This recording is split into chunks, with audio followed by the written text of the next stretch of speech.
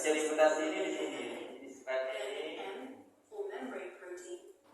Jadi ada beberapa bagian protein yang ada di dalam COVID ini.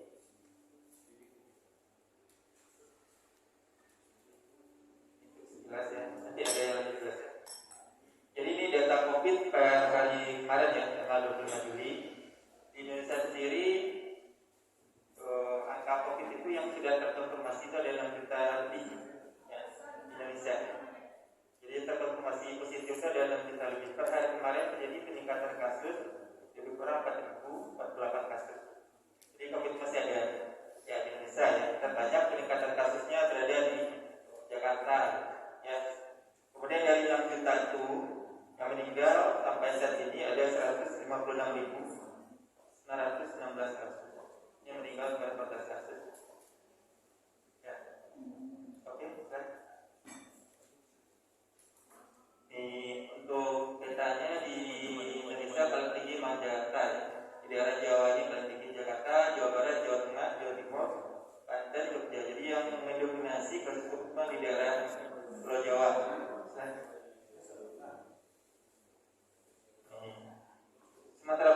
Sumatera Barat sendiri urutan berapa kalau di Indonesia?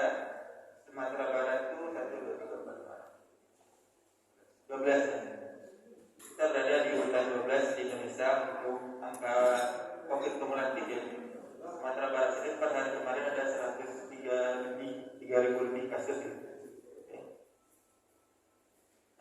Ini perkembangan kasus COVID harian Indonesia terlihat ada beberapa puncak ya.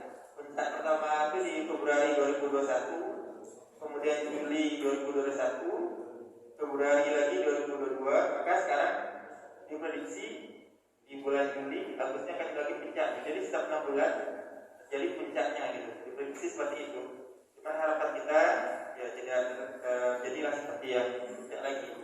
Di Januari 2021 ini masih virus biasa ya, virus COVID-19 biasa. Di Juli ini ada virus Delta, di sini ada virus Omicron gitu. Ya, nanti bisa dilihat apa beda-beda virus tersebut. Ya. Oke. Kemudian yang meninggal sama dengan puncaknya tadi. Jadi setiap terjadi puncak kasus diikuti oleh tingginya angka kematian gitu. Bisa karena makanan virusnya, bisa karena keterbatasan rumah sakit untuk menangani pasien yang terkena COVID ini. Sedangkan pada saat usia yang paling banyak usia itu dirawat ini ya, usia 31 sampai 40% yang terkena COVID ini gitu ya. Cuman yang meninggal kita lihat rata pasalnya lebih dari 60 tahun gitu. Angka meninggalnya tinggi gitu. Jadi semakin tinggi usia, angka kematiannya juga semakin tinggi. Kalau berdasarkan jenis kelamin sama, laki-laki dan perempuan tidak berbeda. Kemudian ada kondisi penyerta pasien gitu. Jadi pasien yang dirawat dengan COVID itu rata-rata mempunyai penyerta penyakit gitu. Yang paling banyak hipertensi ya, diabetes dan sakit jantung. Maka kalau yang meninggal ternyata yang paling banyak malah diabetes gitu. Di pasien COVID dengan diabetes angka kematian itu lebih tinggi dibanding orang yang dirawat dengan penyakit diabetes gitu. Tadi data di Indonesia ya, sekarang kita masuk ke Sumatera Barat. Di Sumatera Barat sendiri kasus kemarin sudah terjangkit 103.919 kasus, di mana kasus aktifnya positif kemarin itu sekitar 42 kasus ya. Kemudian yang meninggal lebih kurang 2.351 kasus yang di Sumatera Barat. Ini seperti yang kita tahu ya, gejala-gejala biasa COVID itu demam, batuk pilek, sakit tenggorokan, demam, letih, ternyata gejala pasien COVID itu dari data-data tadi yang paling banyak itu adalah batuk ya. Kemudian diikuti demam sama pilek. Yang meninggal gejala utamanya sesak napas ya. Jadi orang-orang yang COVID datang ke rumah sakit dengan sesak napas itu angka kematiannya paling tinggi dibanding gejala-gejala yang lainnya. Untuk COVID sendiri seperti kita ketahui inkubasinya 5-60 hari. Sebenarnya paling lama bisa mencapai 14 hari. Kemudian gejalanya menyebar mulai dari tidak demam sampai yang berat gitu ya. Kemudian virus menyebar melalui droplet atau kontak dengan benda yang terkontaminasi. Cara penularannya ya, melalui darah, kontak, Anda menyentuh benda atau kontaminasi dari berpindah juga bisa. Nah, ini video satu lagi bisa kita lihat. Nah, ini mengenai COVID, penyebarannya sama pentingnya vaksin, ini bisa kita lihat di sini. Video ini.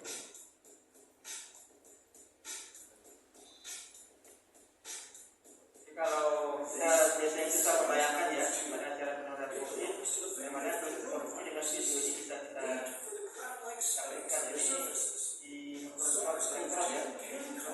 Misalnya bisa sampai 10 kali ya. What actually happens in your body when you contract the coronavirus? What exactly causes your body to develop pneumonia? And how would a vaccine work? The coronavirus is the living cell where it reproduces. Let's have a closer look. Inside the virus's genetic material contains the information to make more copies of itself. A protein shell provides a hard protective enclosure for the genetic material as the virus travels between the people it infects. An outer envelope allows the virus to infect cells by merging with the cell's outer membrane. Projecting from the envelope are spikes of protein molecules. But both a typical influenza virus and the coronavirus use these spikes like a key to get inside a cell in your body, where it takes over the cells in the machinery to build your berkaitan dengan virus. saluran The nafas. infected person talks, Kita coughs, terserang sneezes. mesin, ya virusnya akan dilepaskan, They land in your mouth or nose and then move into your kemudian dia lungs. akan terhirup Inside your masuk ke body, dalam tubuh kita. virus comes in Kemudian contact virus with itu akan cells menuju in ke saluran your nafas. nose or Ya, lungs. di saluran nafas dia One akan spike of the virus katanya inserts stop into namanya a ya. second molecule Dia akan berkaitan di cell dalam membrane kita. like a key in a lock. Kemudian tujuannya apa? Berkaitan This dengan action masa allows the virus to get menghasilkan virus yang lebih banyak gitu. Ya, A typical flu virus would travel inside a sac. jadi virus ini akan membajak sel kita. Sel ini akan jadi pabrik gitu ya. Dia akan menghasilkan virus dari satu virus bisa menjadi To enter the host cell nucleus. jutaan dan sampai miliaran virus gitu ya. Jadi dia akan produksi terus-menerus virusnya. Ribosomes use genetic information from the virus to make viral proteins, such as the spikes. Dia virus ini mulai membajak tubuh kita, kemudian memproduksi bagian-bagian virus itu. Kemudian dia akan berikatan membentuk satu virus baru. Ini baru satu virus. Kalau kita ada virus, berarti ada miliaran virus yang akan terbentuk itu dari satu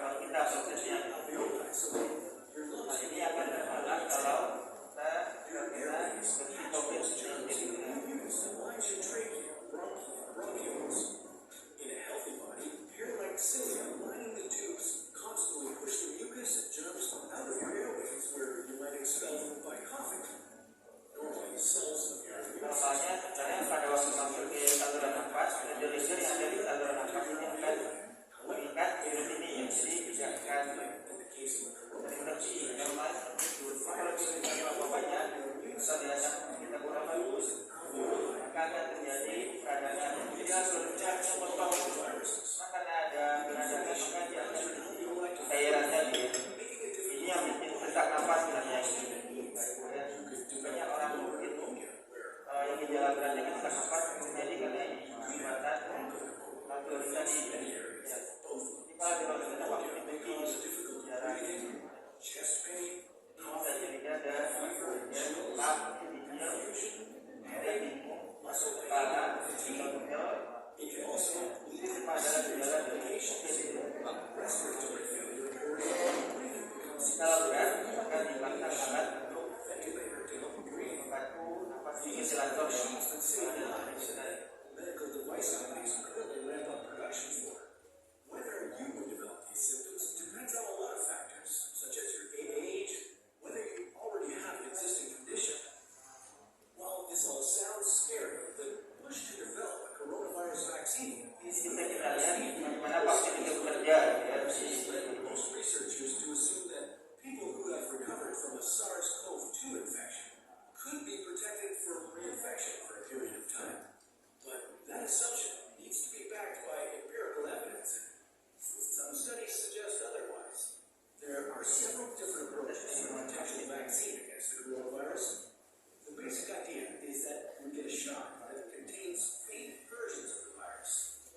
The vaccine will expose your body to a version of the virus Yang dimasukkan ke dalam tubuh just dia dia sehingga nanti akan terbentuk antibodi. Antibodi ini seperti your immune system. ini antibodi ya. Jadi kalau kita disuntik vaksin akan terbentuk antibodi yang kemudian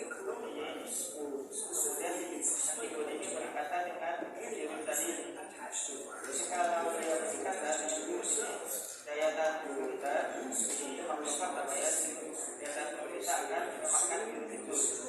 Itu tujuan vaksinnya ini. Jadi kalau kita terinfeksi dari virus COVID, virus COVID itu tidak akan berat karena ada daya tahan tubuh yang telah mengenali dari virus mengenali jadi Safe and effective. Is part of what's taking researchers so long to develop. Oke, itu sekilas tentang virus corona, bentuknya, penularannya, dan bagaimana vaksin itu bekerja. Ini sebenarnya sudah agak lama ya. Jadi dulu kita ada OPT, sekarang istilahnya ada suspek, sama pembunuhan, juga ada semua sudah tahu. Jadi kita lanjut ke vaksin ya. Vaksin itu apa? Jadi vaksin itu sebenarnya ada beberapa jenis ya. Jadi ada vaksin itu dari bahan virus yang telah dimatikan, yang di bagian dari virus tadi itu dimatikan, kemudian dimasukkan ke dalam tubuh kita, dan tujuannya akan terbentuk antibodi tadi yang seperti tadi. Yang kedua, vaksin itu ada yang bukan virusnya, bagian virusnya saja gitu yang dibentuk. Ya, jadi vaksin yang telah beredar ini sebenarnya kalau dulu ada 5 vaksin, sekarang udah banyak lagi ditemukan vaksin baru gitu, kayak sekalian ya. Jadi tujuannya semuanya sama, apapun vaksin itu tujuannya satu, itu membentuk kekebalan di dalam tubuh kita. Kenapa untuk kekebalan? Karena kalau kita ada kekebalan, jika terinfeksi lagi dengan virus COVID tadi, tubuh kita mengenali ya kalau itu adalah virus COVID, kita akan jadi perlawanan. Analoginya seperti ini Bapak Ibu sekalian ya. Jadi vaksin itu bertujuan untuk membentuk tentara ya, tentara yang ada di dalam tubuh kita. Jadi kalau kita punya tentara tapi tidak tahu musuh, jadi bingung tentaranya pakai di tempat, pakai di situ, biasanya dibiarkan saja. Kan kalau tentara itu sudah tahu musuh, pasti dia akan bertempur itu ya, pasti dia akan membunuh virus tersebut. Itu sebenarnya penggunaan vaksin itu. Ya. Kemudian kalau dulu vaksin itu ada vaksin 1 dan 2 ya. Kemudian di Januari ada lagi vaksin booster namanya. Kenapa vaksin booster? Bapak Ibu sekalian pikir ya. Setelah 3 itu pasti ada 4 lagi, makanya ada 5 lagi, seperti itu kan kiranya gitu. Jadi vaksin ini dia akan menyebabkan kekebalan terbentuk itu dalam periode tertentu. Ya. Ada vaksin yang menyebabkan kekebalan itu seperti itu ada. Ya. Contohnya vaksin varicella ya, sekali vaksin seperti itu perlindungannya. Cuman ada beberapa vaksin yang tidak bisa seperti itu harus di booster terus. Contohnya apa? Contohnya seperti vaksin anak-anak ya, polio, ya, DPT, kan disuntik berapa kali ya, campak. Nah, jadi vaksin itu dia punya periode seperti expire gitu ya, kayak campak disuntik pada umur 9 bulan ya. Nah, dia kekebalan itu terbentuk itu biasanya sampai umur anak SD, ya. Setelah SD kekebalannya kan turun, harus di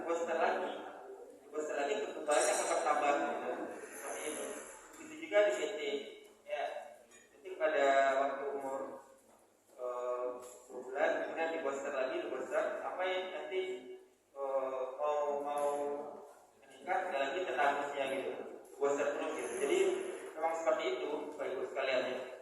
Apakah vaksin COVID juga seperti itu? Kemungkinan juga, karena ada masa kekebalan daya tahan tubuh kita akan turun. Pada saat daya tahan tubuh kita akan turun, maka kalau kita terinfeksi juga gampang. Maka sekarang digalakkan tuh vaksin booster itu, vaksin yang ketiga ya. Kalau dulu cuma 2 vaksin, sekarang 3 vaksin. Dan tertanggal 20 Juli kemarin dikeluarkan peraturan yang Menteri Kesehatan untuk booster ketiga ini ya. Jadi seluruh perjalanan pakai pesawat, kalau ada boosternya tidak perlu dicek ya, swab PCR atau swab antigen. Cuma kalau belum vaksin ketiga atau vaksin booster harus swab antigen sama swab PCR. Juga perjalanan darat seperti itu juga.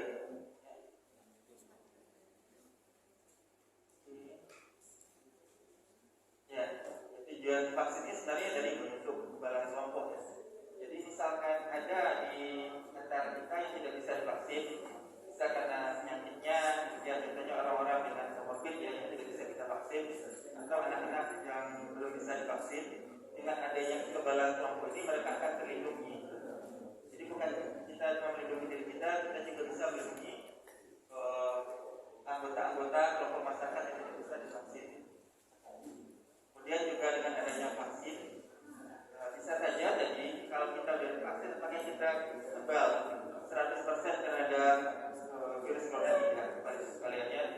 Kalau kita divaksin itu, bisa saja kita terkena karena vaksin itu perlindungannya itu berbeda-beda setiap jenisnya. Ya, yang paling tinggi itu perlindungannya itu Johnson ya, Johnson itu lebih dari 95%. Vaksinnya cuma di Indonesia nggak ada. Yang kedua itu Moderna sama Pfizer itu perlindungan sekitar 90%. Jadi ada 10% dari orang yang telah divaksin akan terkena COVID. Ada yang paling rendah sih yang kita pakai dulu ya, Sinovac ya. Sinovac itu perlindungan sekitar 40 sampai 63% gitu. Ya. Jadi tetap aja divaksin itu bisa terkena COVID, cuma setelah dilakukan penelitian, orang yang divaksin yang terkena COVID itu gejalanya jauh lebih ringan dibanding orang yang tidak divaksin ya. Dia tetap kena COVID, cuma gejalanya cuma batuk-batuk biasa ya. Dan angka yang dirawat juga sedikit, tidak berarti angka kematiannya sedikit sekali. Ini vaksin COVID di nasional ya. Jadi untuk vaksin ke-1 itu sudah hampir mencapai targetnya. Target di Indonesia itu 208 juta penduduk yang divaksin ya. Kalau di vaksin pertama nasional itu sudah 202 juta. Dan vaksin yang kedua itu 169 juta. Sehingga ini masih sedikit, 54 juta ya. Baru sekitar 25% dari targetnya gitu. Sementara di karena kita dengar dari sekretaris tadi ya, baru capainya 40% gitu ya. Dan ini biasanya sama seperti vaksin kedua, pemerintah besar pasti akan tembus gitu Bapak Ibu sekalian gitu ya. Ya pasti vaksin kedua itu kan untuk mencapai targetnya dari mana? Karena sekarang itu ditemukan varian-varian baru lagi gitu. Ya, apa varian baru itu nanti kita bahas. Kemudian untuk vaksin sendiri seperti kita ketahui ada namanya resetnya, sampingnya ya, kita sebut dengan kejadian ikutan pasca imunisasi KIPI ya. Yang paling sering itu KIPI-nya dari nyeri bukan. Maksud Bapak Ibu sekalian dari vaksin yang paling menyebabkan KIPI ini ada beberapa jenis vaksin ya, nggak semuanya. Yang paling selalu itu Sinovac ya, sama Sinovac sedikit. Cuma kalau Moderna, Pfizer sama AstraZeneca itu paling sering nyeri bukan dan kedengaran ini. Kemudian ada KIPI mengatur demam, sakit kepala. Nah, ini yang paling banyak itu ternyata setelah dilakukan penelitian ya, paling banyak itu keluhan vaksinasi COVID itu malah cemas ya. Orang takut divaksin ya. 64% kejadian vaksinasi COVID itu terjadi karena stres tadi, cemas duluan itu, takut dan cemas gitu ya. Kemudian efek samping ringan tinggi itu angkanya 5 sampai 5 berbanding 10.000. Efek samping yang serius yang bisa tingkat ya itu 42 banding 1 juta. Jadi 1 juta orang ada 42 kejadian. Jadi kalau di sangat sedikit sekali. Di berkerumun ya, kalau waktu kita ada divaksin ya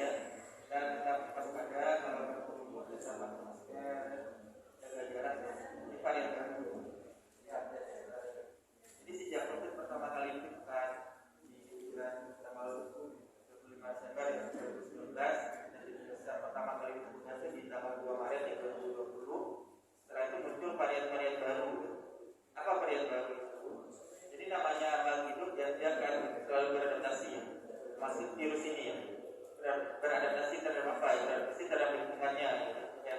Makanya nanti sampai zaman varian baru pasti akan terjadi terus ya, pasti akan terjadi terus ya. Cuma di varian baru yang harus kita khawatirkan itu apa? Yang pertama itu kalau ada varian baru apakah dia akan meningkatkan daya tulangnya atau daya infeksinya ya. Yang kedua itu ada varian baru apakah akan meningkatkan angka kesakitan atau angka kematiannya gitu. Yang ketiganya varian baru ini apakah dia terhadap efek vaksinasi itu apa? Maka dia divaksin, kalau kena varian baru dia akan tetap terinfeksi. Jadi untuk varian baru 3 hal ini yang biasanya akan dilihat orang gitu. Ya. Jadi pertama-tama varian baru itu yang ditemukan yang biasa sudah tertuju ya, ditemukan di Inggris di Februari 2021 ya.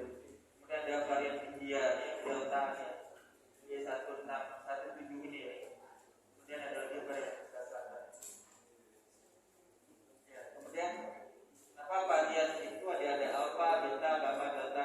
Ini diambil dari bahasa Yunani ya, atau huruf Yunani ya. Ya, jadi di yang pertama ini dari virus dari alpha, dan delta, gamma, deltanya di India, epsilon, beta, ya. Sampai sekarang sudah terakhir itu omikron itu terakhir sebenarnya. Ya, sama kayak Z omikron itu ya sudah terakhir ya. Maka kalau sudah terakhir gimana? Nanti dikasih kode-kode lagi seperti itu. Jadi itu cuma istilah Bapak Ibu sekalian ya kan. Ya, kalau ada varian baru virus tadi, maka akan diberi nama baru lagi gitu, seperti itu. Ya, jadi yang setelah virus alpha tadi kan kita kenal virus delta ya. Delta ini akan yang menyebabkan puncak yang kedua tadi ya, mana terjadi di seluruh dunia ya, puncak karena virus delta ini gitu. Virus delta ini ternyata dia bermutasi lagi jadi varian yang ya, mu ya, karena dia masih bermutasi terus. Yang mu ini ternyata ya tadi dia dicurigai lebih berat dari gejala dibanding delta, kemudian juga berpotensi untuk lolos dari vaksin. Artinya orang yang telah divaksin bisa tetap terinfeksi dari varian yang ini. Kemudian setelah delta kita kenal lagi omikron ya. Omikron ini ditemukan di 24 November 2021 gitu. Kemudian dia menyebar di seluruh dunia. Kemudian dia menjadi varian terbanyak, lebih dari 90% kasus di seluruh dunia disebabkan oleh virus omikron ini ya. Ternyata omikron ini yang kemarin ada lagi varian barunya ya. Ada varian B4 dan BA4 dan BA5 ya. Omikron itu ada varian baru, ada lagi varian baru dari omikron gitu. Variannya varian BA4 dan BA5 juga masuk juga ke Indonesia. Kemarin ini data update-nya ditemukan ada 3 orang yang telah terinfeksi varian baru BA4 dan BA5 ini ya. Kalau beda gejala COVID-19 yang omikron dan delta ini gejalanya lebih berat ya, dengan angka kematian yang cukup tinggi, sementara omikron gejalanya lebih ringan, cuma ditemukan infeksius dari omikron itu lebih tinggi dibanding delta. Artinya apa? Artinya angka penularannya tinggi, cuma gejala pasien tidak terlalu berat di omikron dibanding delta. Baru ada BA4 dan 5 lagi, ada omikron XE namanya lagi. Cuma ini masih cerita dijelaskan. Yang terbaru ada namanya omikron Centaurus ya, baru beberapa hari yang lalu. Ini variasinya di BA275 ya, di mana omikron BA275 diprediksi ini akan menyebabkan puncak satu lagi ya, bulan Juli atau Agustus. Seperti itu, semoga tidak terjadi. Ya, varian omikron Centaurus sudah masuk ke Indonesia tanggal 14 Juli. Hari lalu ya, sudah masuk ke Indonesia ya, ditemukan 3 kasus ya, satu di Bali, 2 di Jakarta kasusnya. Dan omikron Centaurus ini memiliki mutasi yang lebih banyak dibanding varian sebelumnya. Kemudian varian-variannya dia varian ibu ya. Jadi kalau bicara varian sebenarnya banyak banget sekalian ya. Nanti mungkin bisa diskusi lebih lanjut ya, varian apa penyebab varian.